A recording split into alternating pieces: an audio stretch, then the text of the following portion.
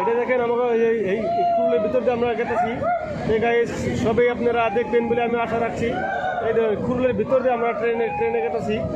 এটা যে রাস্তা আছে রাস্তাটা ভিতর একদম একদম ভিতরের রাস্তা, এটা একদম ট্রেনের ভিতরে কুলের ভিতরে রাস্তা আছে।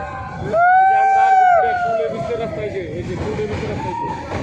এই গায়ে আপনারা সবাই দেখবেন বলে আশা রাখছি।